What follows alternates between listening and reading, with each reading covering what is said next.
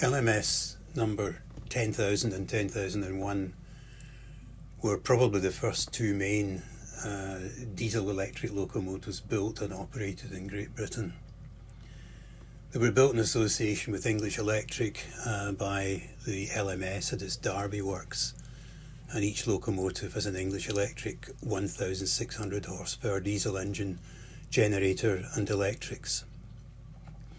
Under British Railways, the locomotives became the BR class D16/1, and they operated initially primarily in mainline express passenger services on what would have been LMS lines. They operated singly and under double heading. Locomotives were laid up at Derby in 1963.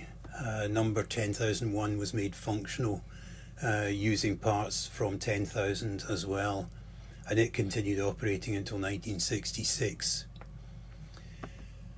Sadly, both locomotives were scrapped, 10,000 in January 68 and 10,001 in February 68. Between them, they travelled more than 2 million miles.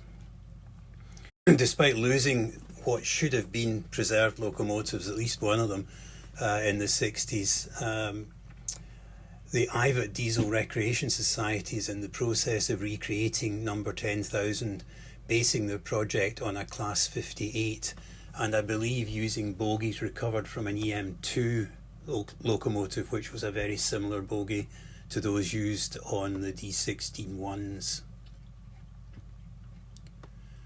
This model of 10,000 is a Silverfox resin body on an early Bachmann Class 37 chassis. I've fitted working lights using LEDs and short lengths of optic fibre to make the light diameter itself nearer to prototype, although I'm not really clear what exact lighting the prototype would have had. Additionally, there are super-capacitors in the lighting circuit, and so the lights will stay on for a period of time after the locomotive has stopped.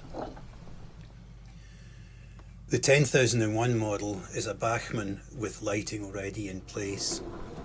Both models have centrally fitted motors with flywheels and driving through both bogies.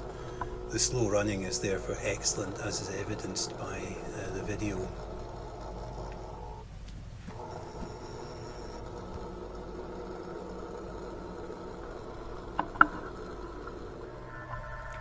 As can be seen, the Bachmann model cab lighting comes on at both ends irrespective of direction, and the lighting goes out immediately the power is removed.